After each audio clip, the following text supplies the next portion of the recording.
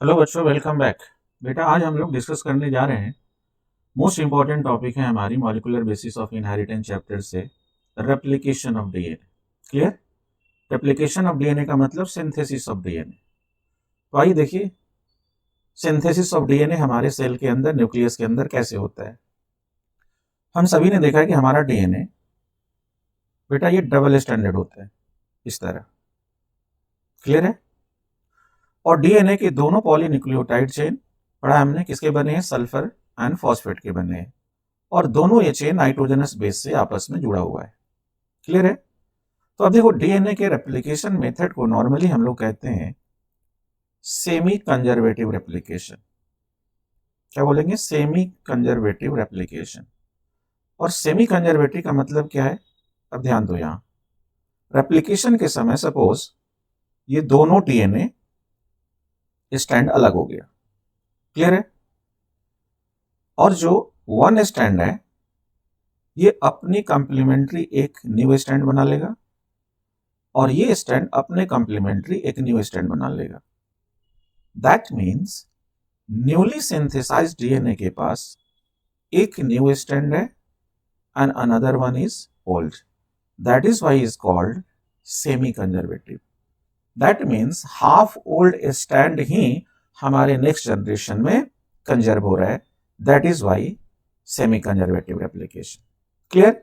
अब देखो process start कैसे होता है। देखो, हमने ये डीएनए ले लिया, ये आपका डीएनए हमने स्टेट ले लिया समझने के लिए। ये पोलैरिटी है 5 प्राइम टू 3। क्लियर है? Anti parallel manner.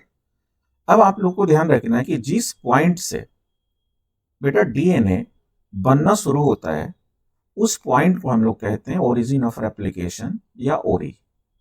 तो सपोज मान लो कि इस पॉइंट को हमने माना ओरिजिन ऑफ रेप्लिकेशन, ओरी।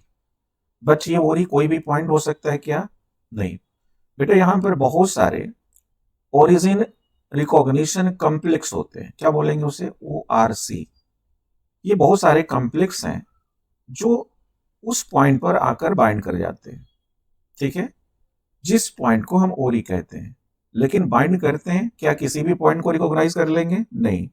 ये ट्राई करते हैं कि जिस पॉइंट पर एडेनिन थाइमिन की कॉन्सेंट्रेशन ज्यादा हो वहां ये आकर बाइंड कर जाते हैं, और उसी पॉइंट को हम लोग बोलते हैं ओरी। क्लियर है? या इनिशिएशन पॉइंट। तो ध्यान देना आप लोग कि बैक्टीरिया एंड वायरसेस में एक ही ओरी होता है, एक ही पॉइंट से रेप्लिकेशन स्टार्ट होगा। जबकि जितने यूकैरियोट हैं उनमें बहुत सारे ओरी होते हैं, बहुत सारे इनिशिएशन पॉइंट होते हैं। रीजन, हमारा डीएनए बहुत बड़ा है, 2.2 मीटर लॉन्ग डीएनए। क्लियर हुआ? तो अब जैसे यहां पर ORC आकर बाइंड किया, origin recognition complex adenine thymine rich पर, तो अब क्या होता है कि बहुत सारे इनिशिएटर फैक्टर होते हैं। क्लियर? क्या बोला? Initiation factor. यहां पर बहुत सारे इनिशिएशन फैक्टर हैं जो क्या करते हैं कि एक एंजाइम जो डीएनए को काटता है, डीएनए के हाइड्रोजन बॉन्ड को क्लीव करता है, उसको लाकर यहां बाइंड करा देते हैं। और इस एंजाइम को हम लोग क्या बोलते हैं? DNA helicase. ये ध्यान रखना आप लोग, बोलेंगे डीएनए हेलिकेज। और DNA helicase single strand of DNA को ही बाइंड करता है। तो अब जैसे डीएनए हेलिकेज बाइंड किया बेटा, ये हाइड्रोजन बॉन्ड को क्लीव कर दिया, आप देखो।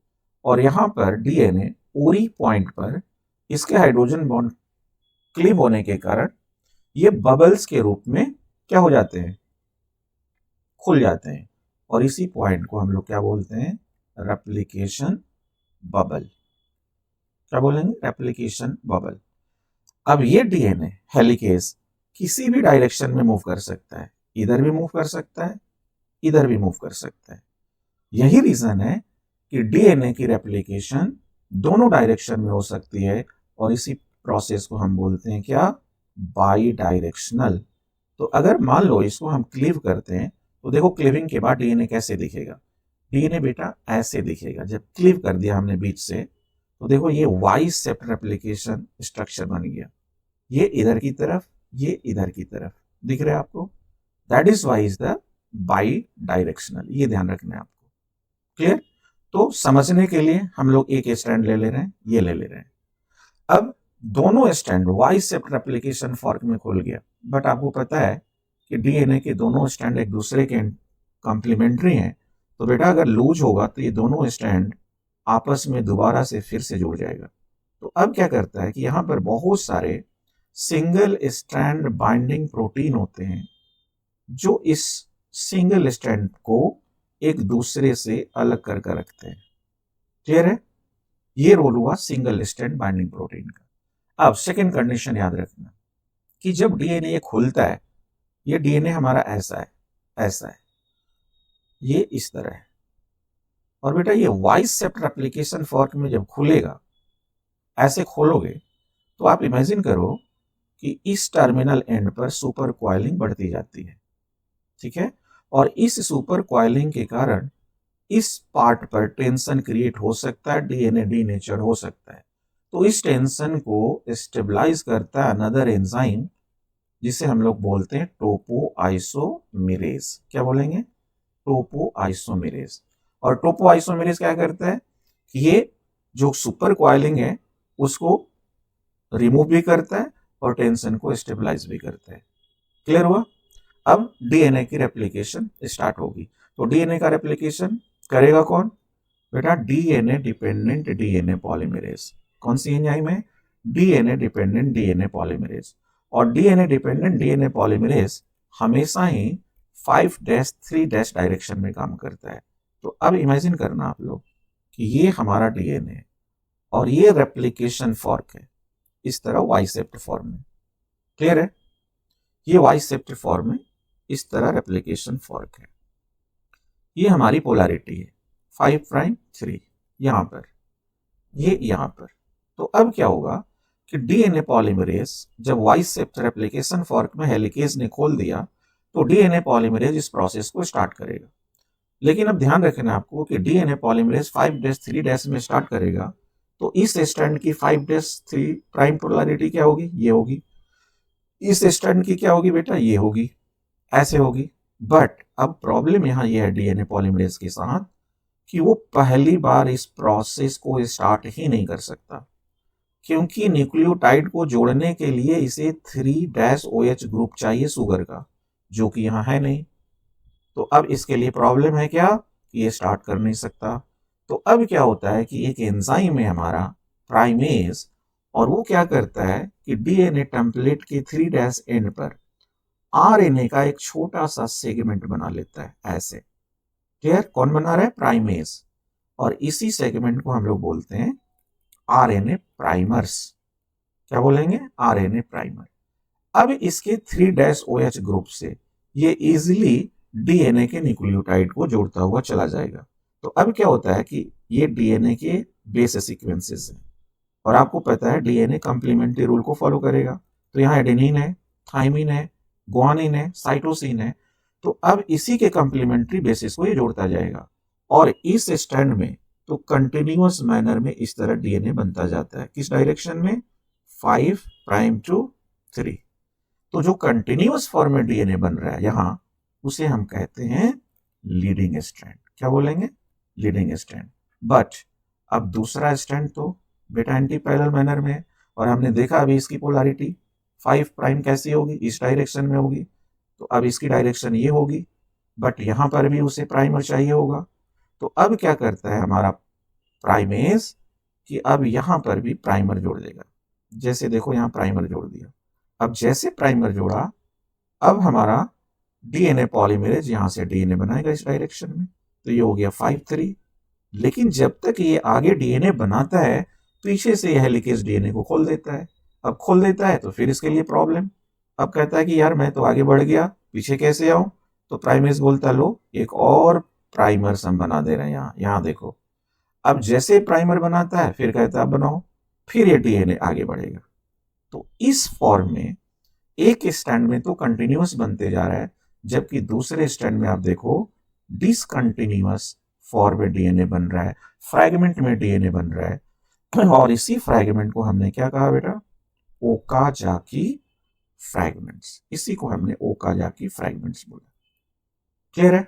यहां तक क्लियर है? अब इस तरह डीएनए बनते हुए क्या होगा, जब डीएनए एक पॉइंट पर आएगा जहां डीएनए रेप्लिकेशन बंद करनी होगी, बट वहां बंद करने के लिए भी हमारे पास एक फैक्टर होता है, उसे हम कहते हैं टस्क। क्या बोलेंगे, टस्क। ऐसा नहीं कि डीएनए कंटिन्यूअस फॉर्म में बनता ही जाएगा, तो टस्क जैसे आएगा हेलिकेज वहां से हट जाएगा और डीएनए की सिंथेसिस रुक जाएगी। क्लियर हुआ। अब बाद में क्या होता है कि जो ये प्राइमर बने हैं, ये प्राइमर को भी डीएनए पॉलीमरेज 1 बाय 1 कर कर हटा देता है। ये देखो यहां से प्राइमर हटा देगा, ठीक है, यहां से ये प्राइमर हटा दिया, यहां से प्राइमर हटा दिया, और जो गैप बचे इस गैप को दोबारा से फुलफिल करता है डीएनए पॉलीमरेज, और फिर डीएनए बनाकर इसको कंटिन्यू करता है। और जैसे डीएनए के फ्रैगमेंट बने, अब इनके बीच में फॉस्फोइस्टर बॉन्ड बनाएगा। बेटा इस सारे फ्रैगमेंट को जोड़ने के लिए फॉस्फोइस्टर बॉन्ड बनाएगा कौन, यहां बनाएगा डीएनए लाइगेज, ऐसे। तो अब ये बाद में सारे फ्रैगमेंट क्या बन गए, कंटिन्यूअस फ्रैगमेंट बन गए। तो फाइनली जब डीएनए बनेगा तो आप इमेजिन करो कंप्लीटली बना तो इस तरह ये फ्रैगमेंट ऐसे बना। तो बाद में अगर ये जुड़ेगा, प्राइमर के बाद सारे फ्रैगमेंट जुड़ेंगे तो डीएनए किस फॉर्म में दिखेगा, इस फॉर्म में दिखेगा। आप देखो यहां, ये तो कंटिन्यूअस स्ट्रैंड था पहले से 5 प्राइम 3 लीडिंग स्ट्रैंड का, और बाद में जो ये कंटिन्यूअस स्ट्रैंड बना उसको हम लोग बोलते हैं क्या, लैगिंग स्ट्रैंड। इसे बोलते हैं हम लैगिंग स्ट्रैंड। क्लियर।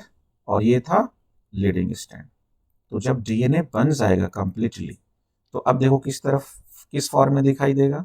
अब देखो इस तरह दिखेगा, ये डीएनए बना बेटा, ये दूसरा स्ट्रैंड हुआ, और ये अंदर जाकर कंप्लीमेंट्री स्ट्रैंड बनाएगा, ऐसे बना था।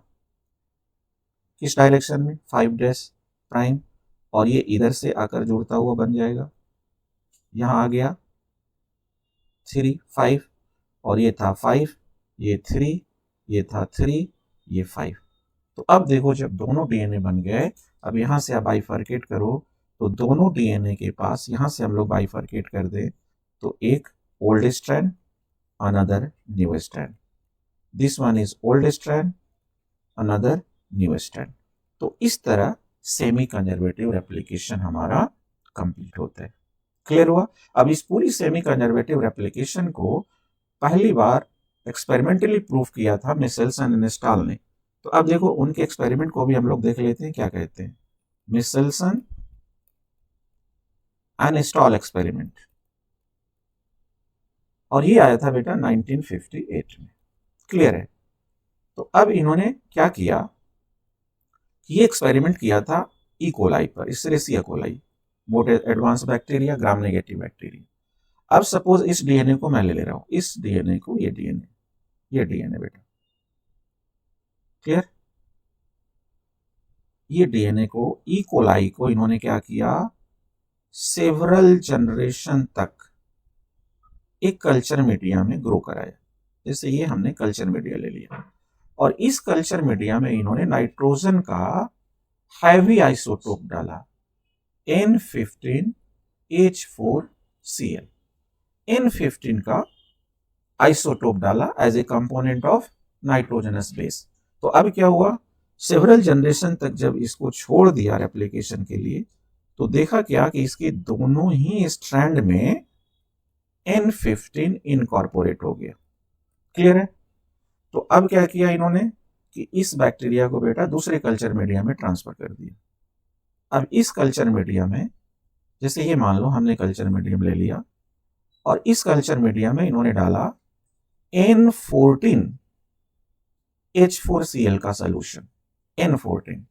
तो अब इमेजिन करो, पहले हमारे दोनों डीएनए N15 वाले थे, तो रेप्लिकेशन के समय जैसे अलग हो गए, ये रेप्लिकेशन के समय अलग हुआ।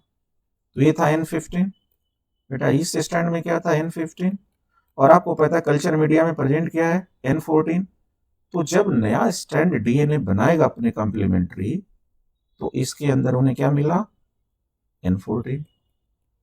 यहाँ जो डीएनए बना उसके अंदर क्या मिला उन्हें, N14।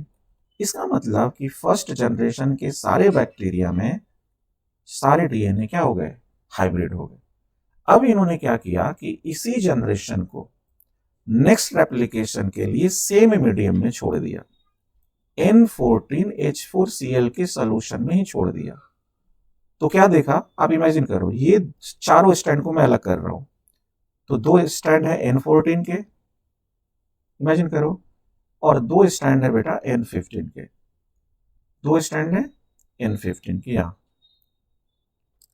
ये N15 ऐसे, यहां है N15, क्लियर है। तो ये है N15 और ये है N14, व्हाइट वाले जितने आप समझना N14 और ये N15, मीडियम किसका है, N14 का। इसका मतलब सारे डीएनए जो अपने कॉम्प्लीमेंट्री बनाएगा उसके साथ कौन जुड़ जाएगा, N14 जुड़ जाएगा, ऐसे जुड़ जाएगा, ऐसे जुड़ जाएगा। तो उन्होंने क्या देखा कि सेकेंड जनरेशन में 50% डीएनए तो N14 के साथ है और बाकी 50% क्या है, हाइब्रिड है, क्लियर है। तो इस तरह के रिजल्टेंट तभी पॉसिबल है जब every time one DNA old हो और अनदर न्यू बने, that is why is called semi conservative replication, clear. और इस एक्सपेरिमेंट को एक और साइंटिस्ट ने प्रूव किया था, आपके सिलेबस में है, उसे कहते हैं हम लोग टेलर्स एक्सपेरिमेंट, है ना। तो टेलर ने भी यही प्रोसेस लिया, यही रिजल्टेंट आएगा, उसी समय इन्होंने भी किया था 1958 में। और इन्होंने जिस प्लांट के ऊपर यूज किया था उसे कहते हैं बेटा ब्रॉड बीन, विसिया फाबा। और ये आपसे 2014 का नीट का क्वेश्चन देखना, उसमें पूछा गया था कि टेलर ने किस पर एक्सपेरिमेंट किया था, और इन्होंने यूज किया था रेडिएटेड टीडीआर थाइमेडिन। क्या यूज किया था, थाइमेडिन का फॉर्म यूज किया था, दैट मीन्स हाइड्रोजन के थर्ड आइसोटोप को यूज किया था। रिजल्टेंट सेम होगा जो मेसेल्सन और स्टाल का हुआ, तो एक्स्ट्रा इस पर एक्सप्लेनेशन की जरूरत नहीं हुई। तो ये बेटा हुआ हमारा सेमी कंजर्वेटिव रेप्लिकेशन। अगर आपको यह डिस्कशन सही लग रहा है तो प्लीज इस चैनल को सब्सक्राइब करो, फॉलो करो, शेयर करो और बेल आइकन पुश करके रखो ताकि सारी इंफॉर्मेशन आपको मिलती रहे। मिलते हैं हम लोग अगले डिस्कशन में। थैंक यू एवरीवन, जय हिंद।